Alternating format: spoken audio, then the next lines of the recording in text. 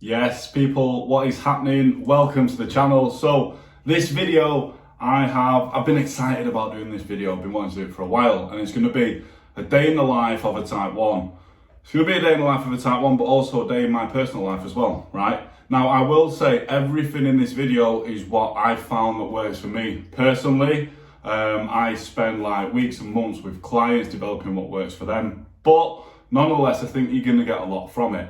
Especially if you're another type 1 watching this, hopefully you get some motivation and inspiration and tips and tricks. And if you're not a type 1, you will get an insight into the decisions that we have to make each day, like especially around exercise, around eating, hopefully after this, if you're not a type 1 watching it, you won't take this stuff for granted, right? Now, it is a tough condition to live with, but I believe it makes tough people, yeah? So I will say this, I am very active, yeah, and you will see this particular video was filmed on a Friday, and I strength trained in the morning, a CrossFit session, I swam, so I'm recently getting back in swimming, and I got a bike workout in. Now I'm currently training for a triathlon next year, not sure on the distance yet, so that's why I'm so active, and flip side of that, it really helps with blood glucose control. So in the video, I've tried to break down like my thought process, how I go into, certain workouts, what I do. I am using a pump, an insulin pump. So the settings that I put on that around workouts, then around meals and stuff. I've not broken down into this, how I bolus, how I work carbs out and stuff, because I did do what I ate in a day and I broke all that down in there. Now I will say this, at the time of recording this, I've been type 1 diabetic for 14 years, right? And the best analogy I can use for how I manage my diabetes is like, if you see a runner, a footballer, a cyclist, a swimmer, someone who's kind of professional at their sport, not saying I'm professional type 1, well, I could be, right? They make their sport look so easy, don't they? When you're watching them, they make the sport look so easy.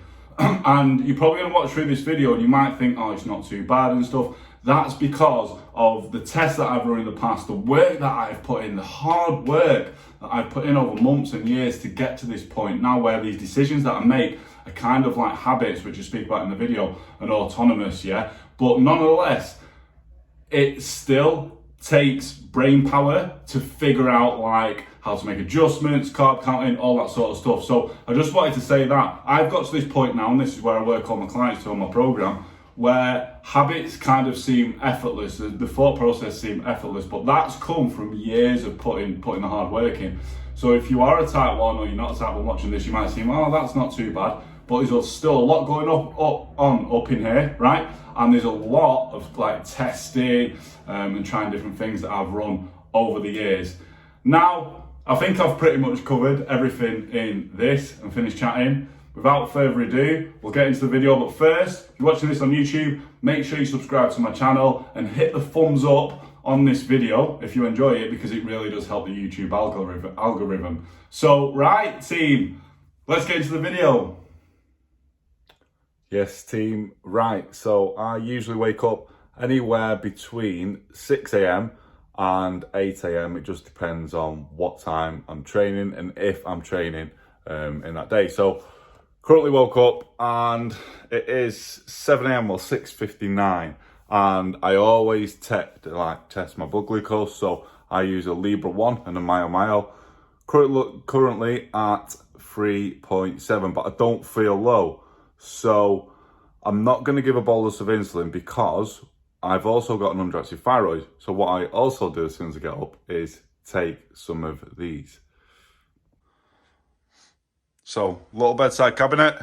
In this drawer here is these thyroxine. So I'm currently taking 200 milligrams, so two of these 100 milligram, but I think the dose is out because I'm feeling a little bit tired and I'm starting to get itchy legs. And that's always an indication for me. So I've currently got a blood test next week. Now, I'll talk you through what's on here. A light, a charger, an Echo, Amazon Alexa, and pro tip, always keep jelly babies on your bedside table. So as soon as I wake up every morning, currently taking 2 of these, but like I said, I think the dose may be off. What I then do is, sorry, it's a little bit dark, these iPhone cameras aren't the best in the dark, but I always make my bed. I'm not going to show you making my bed. I always make my bed because that's like the first thing that's done in the morning, yeah? And if you do, it's so simple. Make your bed first thing in the morning, and then that's your first task done. You're off to a good start, right? So like I said, my blood glucose is currently at the lower end, but I'm not feeling low, and I know this is what happens to me personally, having the thyroxine tablets, because I'm underactive thyroid, is going to spike me a little bit. But also what I do as soon as I get up, after I've had them, is have a shower, and that tends to make me rise a little bit as well. Now, I have a warm shower, and then I turn it to cold for 3 to 5 minutes. I've done this for the past 12 months. It just really helps me sort of wake up, if you like. What I also do, I'm kind of breaking the rule today, well, not really, but a little, is I don't, unless I'm checking my blood glucose, look at my phone. As soon as I wake up, I don't do it, yeah? So I don't go on any fucking social media, reply to any messages within, I'd say, the first hour or two until I've done my morning routine. The reason being is, think of if you go on social media or you see a really bad message or a really bad post, as soon as you wake up, your brain's like a sponge, right?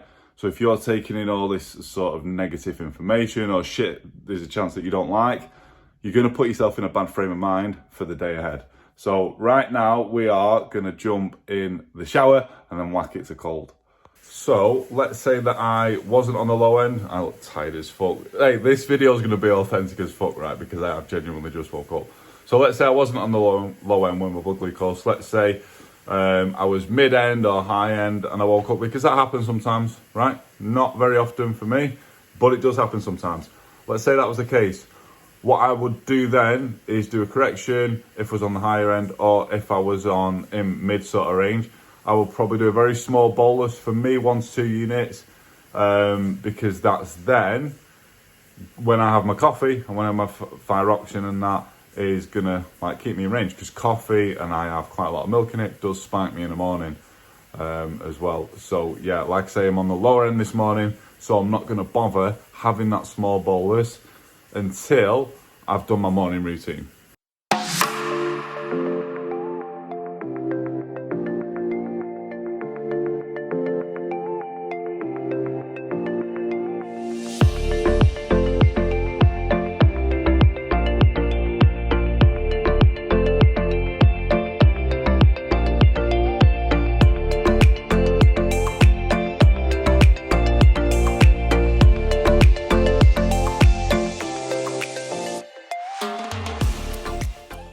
I'll be fucking honest with you, like having a cold shower is never enjoyable, but I think that's a good sort of motto for a few things in life, right? Because sometimes we've got to do the shit that isn't enjoyable to get to where we want to be. And having a cold shower has so many benefits. Go and Google it, but one for me is it wakes me up and it sets me up for the day. And before, like, I've been up for 10 minutes and I've done 2 positive things. First off, I've made my bed. Like I said, I know it's dead simple, but it's a tick for the day. Second is I've done something I don't really want to do that's gonna, do you know what I mean, improve my health, get me to where I want to be at the end of the day, and build tough mental resilience, and that's having a cold shower. Now we're at work, basically in the office. I'm very lucky that I don't need to drive. I'm not gonna get cracking with work yet, but what I do is I do 10 minutes guided meditation and read a page of this book every single morning. This is the Daily Stoic, great book, and I just use the Headspace app for meditation. So we're going to get meditating for 10 minutes. Alexa, Headspace, today's meditation.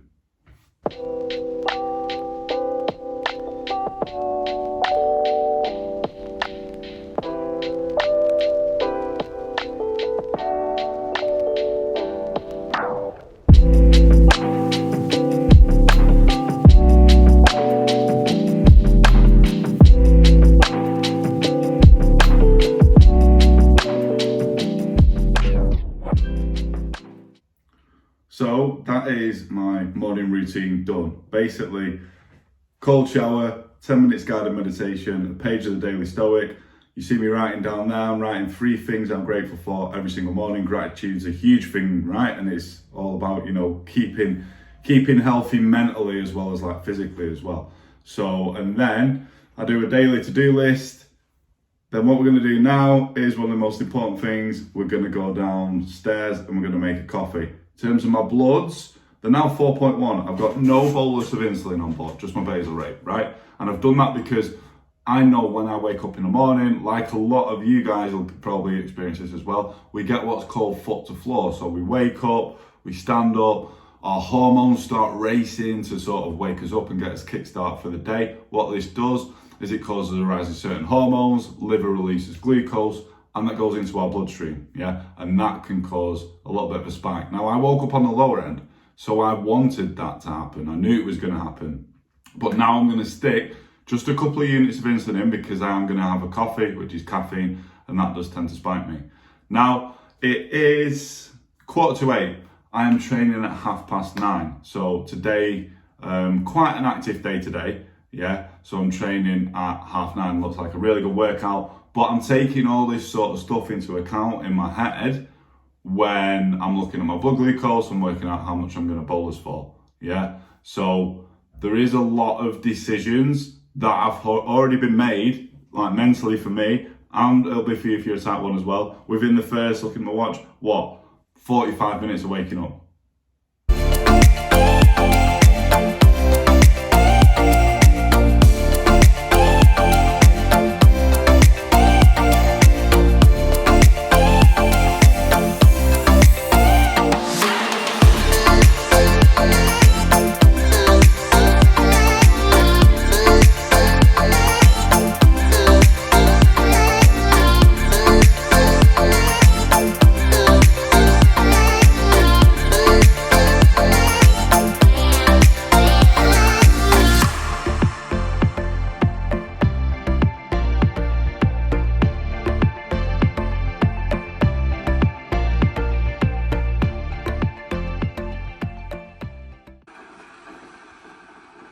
So now you can see we're starting to get that foot to floor, we're starting to get that rise.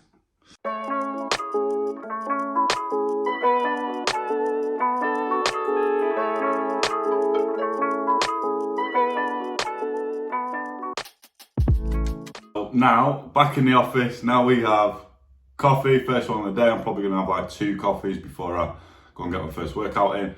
Now, I'm gonna start work. So it is, basically 8 in the morning. This is when I'll go on social media, I'll check my phone and I'll reply to messages. So first task that I always do is head into my client Facebook group. This is my private client Facebook coaching and community group. And we have every month, you can see there, we have, back up for you, an accountability post. So this is where my clients will screenshot their daily blood glucose levels and they will post it on this post.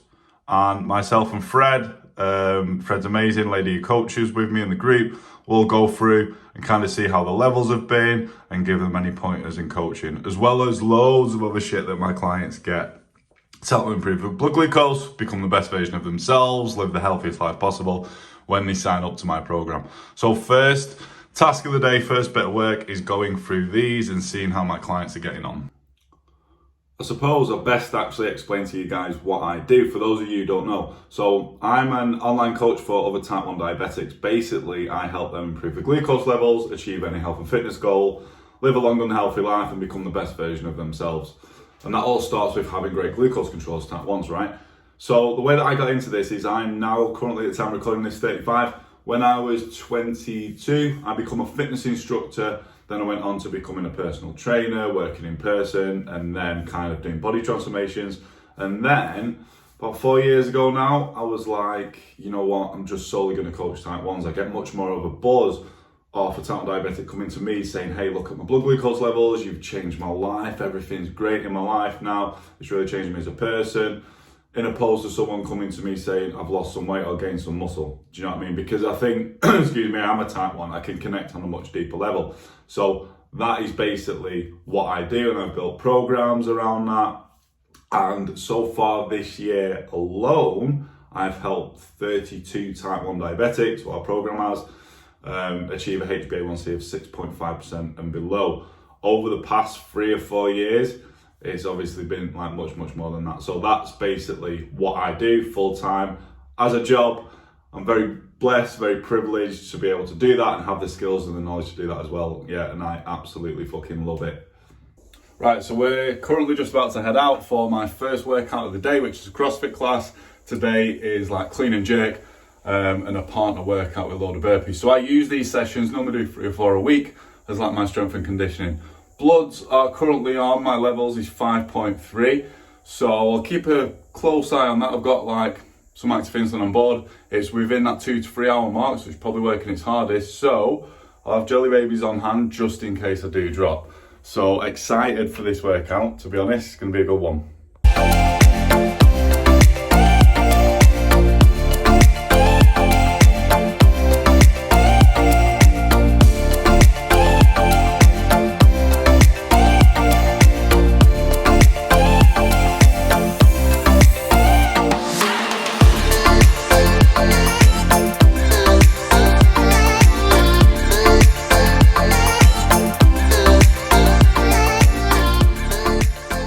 So I will mention that I am fasted. I've had nothing to eat yet, just 2 coffees, and I always train when I'm training in the morning in a fasted state. I've done it for years. I just find it's much easier for me to manage my bloods around that. But not only that, I perform better. I don't like going into workouts, you know, with a heavy stomach, with food digesting. I just feel much better in a fasted state.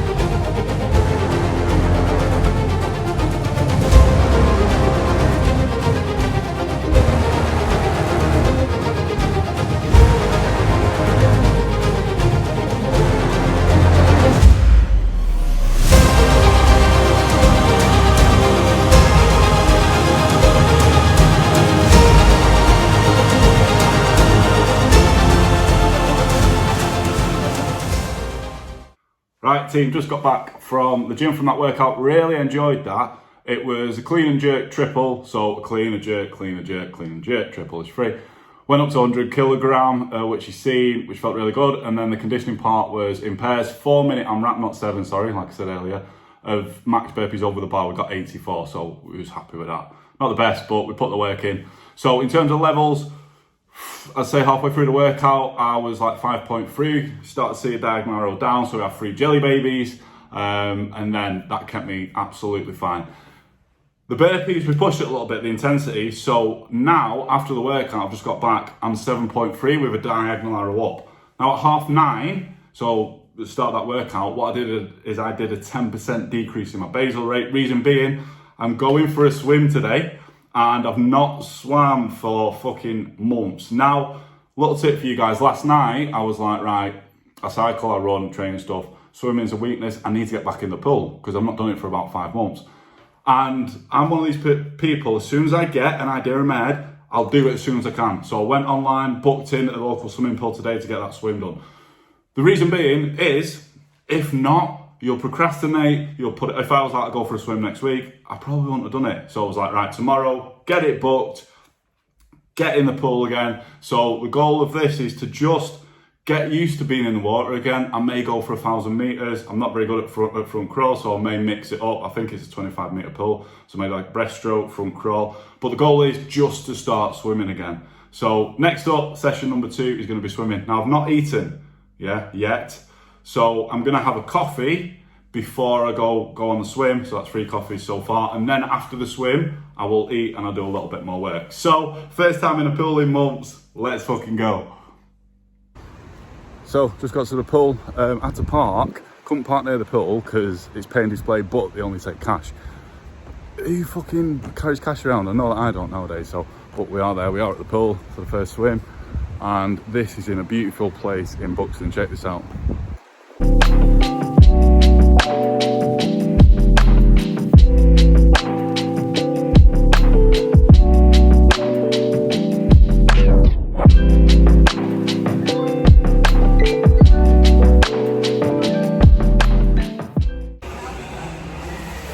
So, look a bit fucking dodgy sat in a changing booth speaking to you guys. No one can fucking see me. Just got done with our swim. Really enjoyed it, really good. 1,000 metres, a lot of front crawl. Seemed like a break from swimming did me good, so happy with that.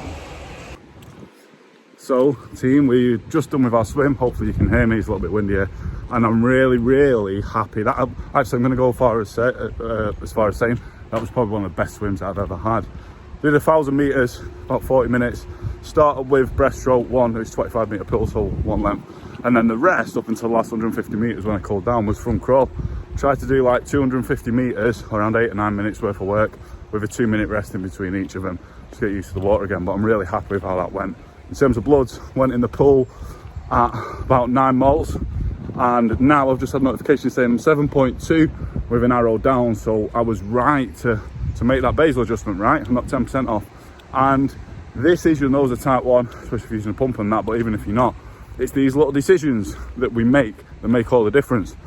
And it's just going with your gut. I've spent years of trial and error stuff, so just going with your gut really. I decided against the coffee before because I was on the rise, and that was obviously the right thing to do. So now we're gonna head back, have some breakfast. It is 12:30 in the afternoon. I'm not eating yet, but I'm used to doing this, so I feel best. I'm gonna have some breakfast, a little bit of work, and then we have a bike workout later on. But so far bloods today have been great, made a lot of right decisions. Right, we're back home, just prepped my breakfast. I'm out in the garden because I want to change the scenery for you guys. It's gonna be a shit video if it's just all one sort of fucking scenery, innit, mate? So I'm not gonna go through how I bowl this for breakfast, but basically it's a protein oats pot and a protein bar. I'm not gonna go through it all because I did a what I eat in a day video, so that's on my YouTube channel, so go and watch that. But basically I've put 7 units in because that's what worked for me. I've still got a 10% decrease in basal rate, so I'm going to be doing a bike session later. I'm going to keep that on. Plus, I also have my pump off for the duration of that swim. So all these little things that you've got to take into account. But you know what? I'm still, that wind pass, I'm still absolutely buzzing about that swim, because when I first got in the pool, like around, must be around March, the start of this year, call it, I couldn't swim front crawl. And I was struggling to do one length, 25 metres of breaststroke.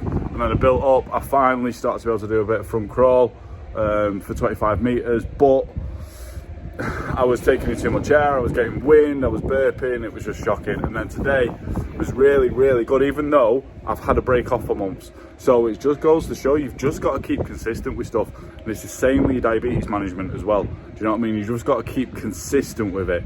Yeah, consistently putting in the work, day in, day out, and the results are going to always come from that. Right, so I think this has fallen in quite nicely actually, because I'm due a cannula change. So why not do it in a day in the life? Yeah. So I'm going to show you guys how I change my cannula. I will say, if you're squeamish, I'm going to come close to this. If you're squeamish, you're scared of needles, probably don't watch this part. Yeah. So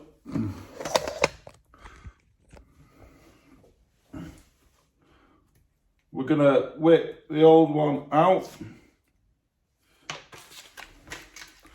And we're going to stick the new one in. Look away now if you're scared of needles. I've fucking warned you.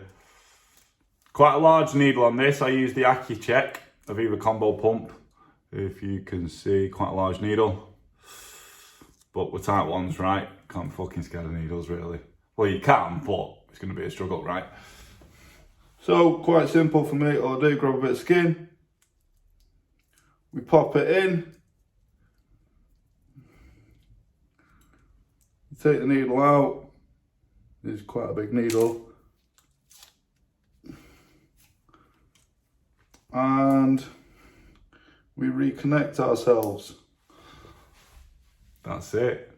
Done. If you're not a type 1 watching this, then a lot of people do say, God, you have to inject yourself or change your cannula, stab yourself with a needle, don't know how you do it. Well, look, the other fucking option is we die. So that's quite a good incentive, right?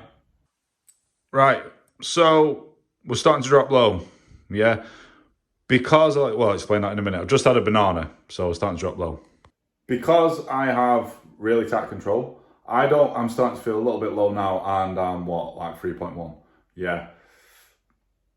But the tighter control that you get, the lower you have to be to actually feel a hypo. Let's say you're running on a high end constantly above 10 moles, and you're probably going to feel a low then within 4 moles somewhere, yeah? But I'm consistently running, well, you've seen where I've been running throughout the day, like 5s and 6s, sometimes might go up to 8s or 7s, but I'm around 5 or 6. So for me to feel a low, it's got to be in the low 3s. That's just the way it is with myself personally, and a lot of tight ones that I actually work with. Tighter control, you've got to be on the lower end to actually feel a hypo. You're running high quite a lot, you're probably going to feel it at a higher sort of 4s. So we sorted that low out. It's 4 o'clock in the afternoon, just sitting down having a bit of a chill because not stopped all day. Coffee. Been quite a busy day today. As you notice, I'm very active, and I try to do something every day. Like yesterday was just a run. Some days it might just be like the CrossFit strength session in the morning. But today has been a particularly active day because later, probably in about an hour, I'm going to go and do a session on the turbo, on the bike. But been a great day so far. Fridays, so for me, for work, I have different days allocated to doing different things in terms of my business. And Friday is the day that I program the workouts for all my clients for the following week. And I've also welcomed someone new to the team, ready to boss their diabetes management. So super excited about that and super grateful for that as well. So yeah, gonna chill now, watch a little bit of TV for an hour, and then go and smash this bike workout later, which I'm kind of looking forward to, but I'm not, because I know it's going to be a tough one. So last workout of the day on the bike, about an hour 25, sweet spot intervals, which are fucking hard, but you get the best bang for your buck. Now today, obviously with CrossFit, that was my strength work. The swim was very aerobic, very steady, just working on basically getting used to being in the water, so I can afford to get a tough bike session in. So bloods we were 6.6 with a diagonal slight arrow up when I started, and I currently have, you can see there, you can't really see, but a carb drink, which probably got about 40 grams of carbs in total in the whole drink, and a bag of jelly babies, because I may start to drop low.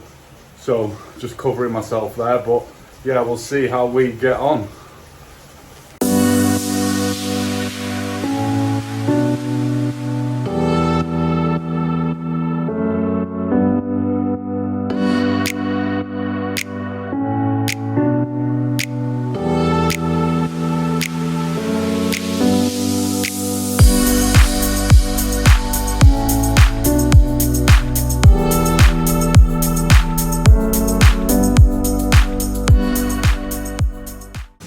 We are done. So I'll be honest, I missed off a couple of intervals from that. So about 20 minutes total, because I'm fucking putting it in my legs. Did a 10k run, well, just over 10k yesterday, and just gonna be like an hour 5 minutes on the bike. Very successful day of training though, so can't complain. Still got everything in that I wanted to.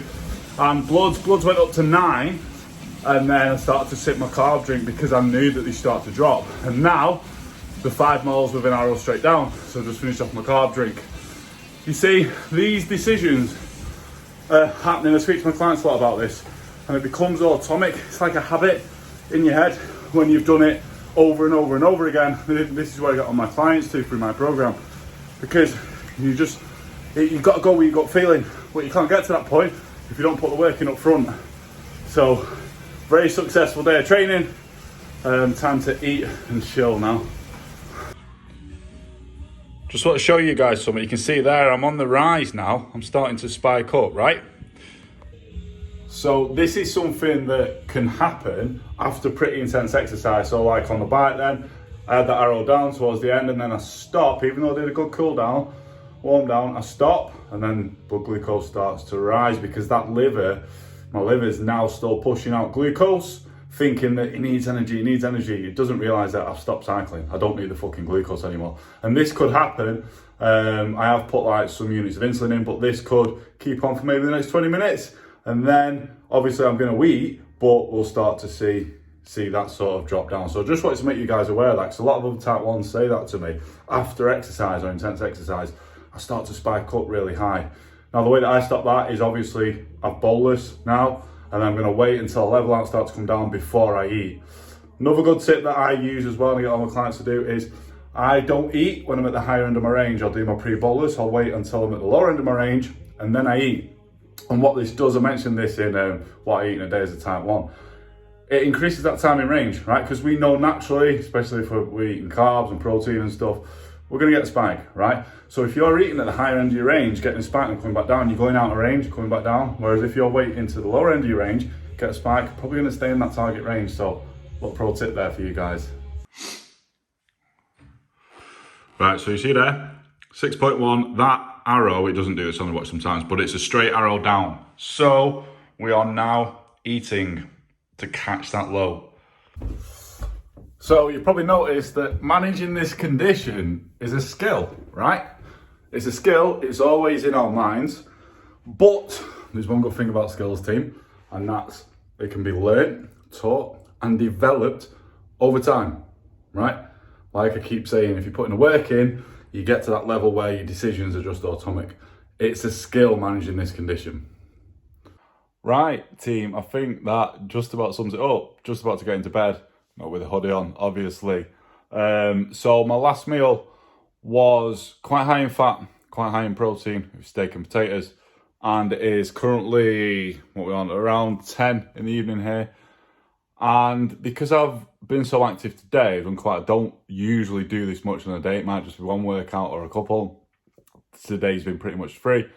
What I've done is I've decreased my basal rate on my pump by 10%, but I've had quite a big last meal, yeah, and that was only a couple of hours ago.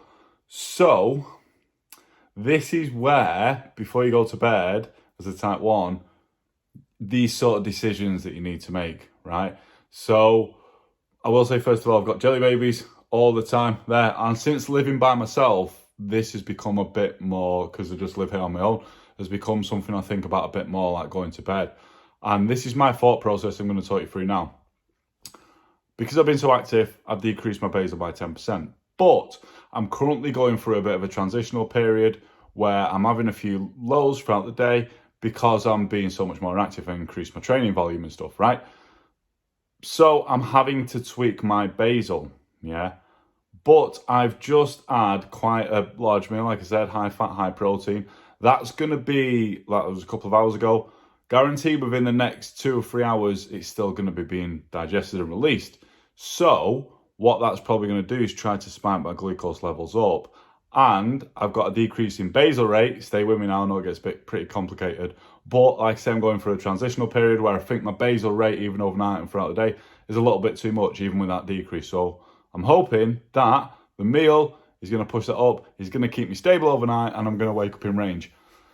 I've been doing this sort of shit for years and years, and it's always, you will always kind of second guess yourself, especially in the evening, being like, have I got this right?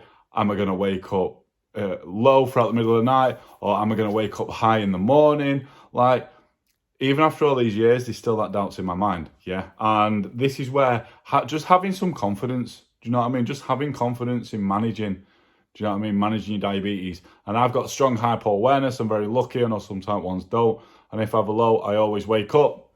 Touch good old wood, I always wake up, and I've got jelly babies there. I'm able to correct it. So I think the evening can be the most daunting going to bed as a type 1. Do you know what I mean? Especially when we've been super active. But like I say, I've got a decrease in basal, I've got quite a large last meal. This isn't something I recommend to do like to my clients and stuff when we're testing basal rate, because when we're testing basal rate, bit of a pro tip now, we want to get the overnight nailed first, whether you're on pens or a pump, yeah? And to do that, I recommend all my clients have their last meal, making sure it's low in fat, not a huge meal, something dead simple, moderate protein, at least 3 or 4 hours before bed, so they know that meal's not going to be digested like throughout the night, which is what's going to be happening with mine. So they can go to bed, and if the basal's right, they know that they're going to stay around right on that. They know they're going to wake up on that, if that makes sense. But I'm going to end the video out here. Quite a long outro, but I wanted to give you like my thought process and stuff of what happens before I go to bed when I've been super active. If I hadn't have been that active, like I probably wouldn't have done a decrease in basal rate. Like I say, I'm going through a transitional period because I've increased my activity and I'm having a few more lows, so I know I'm having to make some adjustments. But yeah, hopefully you got some value from this video. Yeah, remember, like I said at the start, subscribe to the channel, give it a thumbs up, and any questions, stick them in the comments below and I'll go through and answer them. But I do want to say thanks so much for watching. I know it's probably been a long one. Thank you so much for watching, and I hope you got value from it, team. Until the next video, take care of yourselves.